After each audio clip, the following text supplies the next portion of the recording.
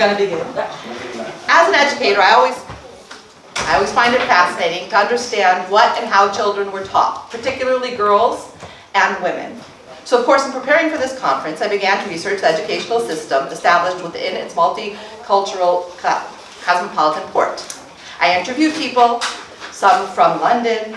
I got some extra documents thanks to Yigal Sitri, thanks to Benjamin Gladstone, and thanks to many other people around. And you'll see, well, oh, you won't see the pictures. I did have pictures of Misha's parents here as well, even though we're not focusing on the end of the 50s. It's wonderful. I'll show them to you later.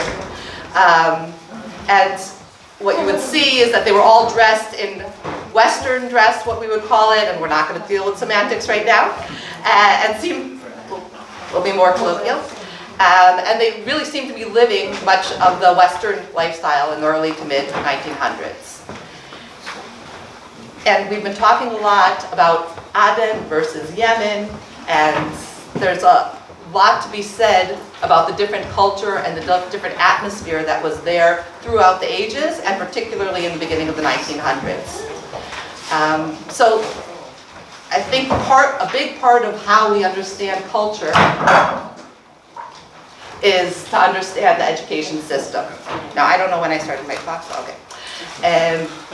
So I need to give a little bit of an overview when we're talking Aden, Yemen. So I'm going to focus mostly on the Jewish education system. However, we will touch upon the other education systems, and I'm sure there are people here much more versed in that than I am. Keep in mind, this is a tidbit. There's a lot more. When I sat down to write, I started telling Benjamin, I have no idea what I'm going to do, and then all of a sudden I can write like a book on it. So it's really... so let's start with tradition. Traditionally, Jews in Aden had been taught by Yemenite Moris. Ma'alel Adani, writing in the early 1900s, states that the Adenis brought their spiritual leaders and objects from Yemen, particularly Tzana. He said, and I'm quoting, you would have seen it, like shy people who do not learn were most of the Talmidei Chachamim of Aden. No insult intended on my part. They did not have the lightness of the eagles and the courageousness of the tigers, which is the standard for Torah and Pilpul. Therefore, a Talmid Chacham in Aden is much as his heart is immersed in Torah, is not able to complete the meal with an amusing and insightful Torah-based idea. This is not the same as the Talmid Chacham in Yemen. The scholars of Aden are with heavy tongues by their nature. Their Torah is like the Torah that needs to be beautified by linguistics, explained, encouraged, and made accessible. And in the same tradition, Shlomo Reinman in the 1870s went to Aden and reported that, quote, a man who wants his son to become a teacher sends him to the city of Tzana, where he learns the 4 sections of the Shulchan Aruch. We know that as of 1910, we know this as of 1910 when Yom Tov Tzemach was sent by the Alliance Israelite. So these are sent to Yemen to learn the Jewish studies. Now remember, that was the education there. There weren't the secular studies. And this Yom Tov Tzemach was running the Beirut Alliance Israelite school at this time, and his report describes 200 poor students. The majority of the community studied in classrooms with very poor conditions. The more wealthy Jews were taught by private tutors at home, teaching them Hebrew and English. There were also small educational systems for full families, usually in rooms in one's house. The local community does not want to educate their children, as they themselves have not been educated. It wasn't part of the culture. He notes that the Mesa family, which we heard about earlier, yesterday, has committed to building a school, but one that was not to focus on secular subjects, and one that would work with the Alliance, not work with the Alliance. Now, I want to put this in context. Again, this wasn't just a Jewish phenomenon. According to Ibn Aroni, the British tried to introduce schools in Aden, but the Muslims there, in particular, were hostile to any non-Islamic education initiated by the Kuffar. I'm pronouncing that wrong, sorry, or infidels. When the Aden Residency School opened in 1866, the enrollment was particularly low. Within the first 10 years, there were only 60 students registered in the school, mostly non-Muslim, and among them 3 Jews. Yamieli also noted that in the recently opened mission school, at that time, mission meaning Christian. There were some girls who were attending, and they did not receive any Jewish education outside the home. As with the Muslim leadership, the Jewish leadership were opposed to organized schooling that included secular studies. When Mr. Alfred Falk of Manchester, in conjunction with the Anglo-Jewish Association, wanted to establish a boys' school in Aden, Bani Mesa, the president of the Jews of Aden, refused to allow outside communities to interfere in the life of his community. This was the same reasoning that stopped the establishment of the Alliance Israélite Universelle in Aden. Yavnieli in 1911 wrote that people wanted to open a school, but that the Gvir said that only the community itself should open it for themselves. Yavnieli notes that a few years beforehand, some other Jewish communities tried to open a school in Aden, but again, the Gvir forbid it. He did note that in the government school, they taught English and Arabic, and a few Jewish boys learned there, but very few. And he also alluded to the fact that many of the young people were beginning to leave religion as they were taught, and I'm using modern terms here, but they were taught by rote, without comprehending or reasoning. Whether or not it was related, Yehuda Mesa founded a boys' school to conform with the educational system of the government primary school in Aden in 1911. A few years later, the school was named the King George School for Jews in commemoration of Their Majesty's visit to Aden on the 27th of November, 1911. Again, there was a This was at the request of Mr. Menachem Mesa, who wrote a request to the political resident in Bombay and was granted permission to name it as such. By 1930, it was accredited as 4 years of primary education, so we're growing, we're expanding to include the general education, and 3 years of intermediate education. It was spacious, with a fenced-in playground, and had a capacity for more than 300 students. By 1933, there were 12 indigenous schools in Aden, 6 for boys and 5 for girls, and 1 mixed. In total, 221 boys and 96 girls were studying in Aden itself. Others were sent abroad, don't forget that as well. The syllabus was intentionally limited in its content to meet the immediate requirements of the lower classes of conservative people, meaning mostly religious studies. The main purpose of these schools was to lead the children indirectly towards primary education and to create the culture of education within the system. In addition, there were 3 government primary schools, 6 government-aided schools, 2 of which were for girls, and 1 unaided school at Shah Ahmad. The non-Arabic primary schools in Urdu and Gujarati, for example, were required to teach Arabic as an additional language if there was no Anglo-vernacular, Anglo-vernacular middle school. And by January 1933, they had expanded their syllabi to including drawing, handicraft, general knowledge, world history and Greek, and elementary civics.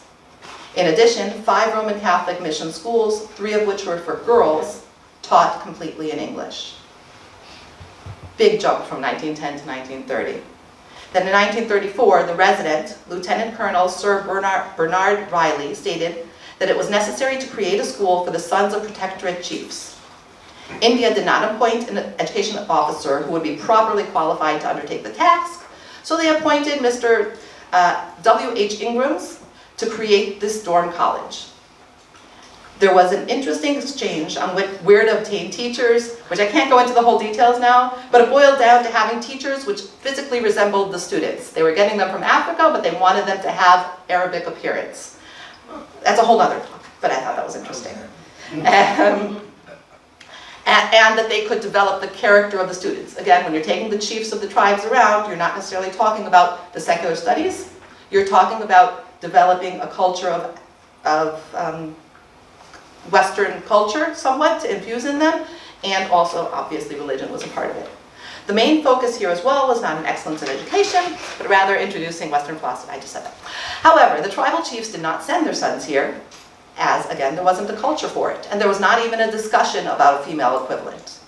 In fact, in 1935, there were 10 staff members, with only 7 boys enrolled in this school. In fact, the curriculum, as we have been noting, was highly focused on religion and the Quran, Arabic language, basic arithmetic, Nature study, geography, history, drawing, and practical guides. Very basic. Now, we did say that I do want to focus on girls and women. There is evidence that Mori Suleiman and Jamal had run a school in 1913 which had 101 boys and 7 girls attending. Again, this is now switching back to the Jewish schools. It closed when the King George School opened, but an application was submitted to reopen it in 1921. At this time, it seems that there were about 5 other very small, unofficial Jewish schools, if you want to call it that, being run from private homes. In March of 1920, Major Meek, the assistant resident responsible for all schools in Aden, inferred that some of the Jewish community wanted to modernize their way of living and education. This modernization and newfound women's status was a key influence for opening the girls' school. Jewish girls were beginning to go to the mission school more and more. There was a basic agreement not to convert the girls within the school, but there was a Christian environment, and there was antithetical to the deep religious roots of the Jewish community. Again, they're not being taught. The girls were not taught Jewish studies. It started as a relatively small building called Ginat Shalom. Ginat Shalom. He was trying to avoid them going to the missionary school, and they had already agreed not to let the Zionists come and open a school, so this was his mission. Around the same time, a girls' school was opened and closed within 3 years in Sana'a. Girls were not to be taught in a structured setting. Again, Jewish education in Sana'a, no female education in Sana'a. Now we're breaking away from it more and more. It's also important to look at the greater Jewish world, not only Yemen versus Aden. You look at the parallels in traditional Jewish circles across Europe. We'll note that Samson Raphael Hirsch did establish the real shul in 1853, which did allow for education for girls. Before that, it wasn't a priority among Jewish communities anywhere. There were also many groups and families that would tutor their girls at home, just as they did in Aden. However, similar to Aden, girls were going to mission schools beginning in the early 1900s. In fact, my grandfather's sisters weren't taught any Jewish studies. That's what they were taught. They were taught in the Christian schools. That's what they had to go to. The famous Sarah Schneer opened her small school in 1917 in Europe as an afternoon school for Jewish studies for girls, right around the same time. Aden, right on par. And by 1933, there was an established curriculum and multiple schools. Now notice, I'm watching the time. Now notice the parallels. In the 1930s, Salim Mesa built a girls' school building that was even nicer than the King George School. It was called Salim School, or Sukat Shalom Lebanot. It had 11 classrooms, 2 large halls, and a large play area. We brought teachers from the land of Israel, he brought teachers from the land of Israel to teach there, including Hannah Weinberg and Ava Hutman, which Donnie mentioned, I don't know where he is. Of course, the most known female teacher at the Salim School was Hamawah Miriam. Oh. She was born in India, but grew up in Aden, and I found different things. She was educated by her father, Chacham Yehuda, as she was his only child. Going back centuries, there have been documents of fathers with no sons teaching their daughters Jewish texts. Miriam also attended the Salim School and eventually became the principal there. The curriculum focused on Jewish and Hebrew studies as well as Zionism. An article in the Jewish Tribune of August 1939 notes the opening of the girls' school 10 years before, but the new building was just inaugurated at this time. The article noted that the girls know Hebrew better than the boys, but there were financial problems, and the suggestion was presented that the wealthier girls should pay tuition. Again, this was not allowed by the Mesa family in order to maintain the control. By 1940, Miriam was already teaching some of the girls who were still in the missionary school. Afternoon Hebrew school, for those from America. I don't know if they have that equivalent in England. She included girls of lower income families and orphans. Her building was old and small, but people loved her and came to learn with her. She's a legend in Aden. This small classroom learning was still widespread, as there were still many Jewish boys learning with the Yemenite Moris and not attending the schools. The same thing. As scholarship for girls began to spread, we read more and more of new methods for teaching. On July 15, 1941, Yosef ben David wrote to the Jewish agency in Jerusalem stating that he is teaching young women Hebrew as well, although he is stretched to teach all who were asking him. In September of 1944, Miriam Bat Yehuda wrote to the Jewish agency to update them on the status of the children in Aden. As her school was not funded by the Messa family, she worked closely with the Jewish agency. Outside influence. The main focus of the letter was the need for girls to learn Hebrew language and Zionism and national thought. Additionally, she stressed the importance of adding early childhood education, an unheard of thing, and just beginning to seep in. Not all was smooth, as there definitely was opposition to education in general, and even more so to girls' education. We don't see, that I know of, I didn't find a standard Muslim girls equivalent at this point, or any of the other communities that were there. In June of 1942, there was quite a bit of documentation of opposition to the Jewish girls' schooling. A letter dated June 1st, 1942 to the Jewish agency in the land of Israel states that the Beit Din, or the Jewish court in Aden, expressed its anger regarding educating girls. Mr. Ben David, a male emissary, writes that they are pressuring him to stop educating girls because he is single, and teaching a girl is not a biblical mandate, so you might as well just let it go. He says that they were at a standstill. In fact, his solution was to bring his wife over. So he suggested to the Jewish agency, if he could bring his wife over and prove that he wasn't single, maybe that could play into everything. And again, in 1947, I'm only going up to before November, I'm just putting that out there. We see opposition from the Jewish spiritual leaders. Ovadia Tuvia wrote a letter on February 7, 1947, to the Aliyah office in Jerusalem. It seems that Moriachia Abraham, the Adeni spiritual leader, was against Israeli teachers. He wrote that when Ovadia Tuvia responded that female teachers are the base of his teaching staff, and that 250 students would be without teachers without the women, the Mori was unswayed. Tuvia did not let it go, and he told the Mori about the tens of girls learning in the missionary schools by Christian teachers wearing crosses on their chests, and the Mori responded, it's not his concern. Tuvia continued and said that all the parents sent in writing that they were satisfied with their daughters learning in the school. And the Mori retorted that it was Tuvia's mistake to ask the parents instead of the court. Although we speak about the progress and availability for education, there were, as stated, many obstacles. Not least of it was the above-mentioned religious objection. As can be imagined, the wheels of change were slow to turn.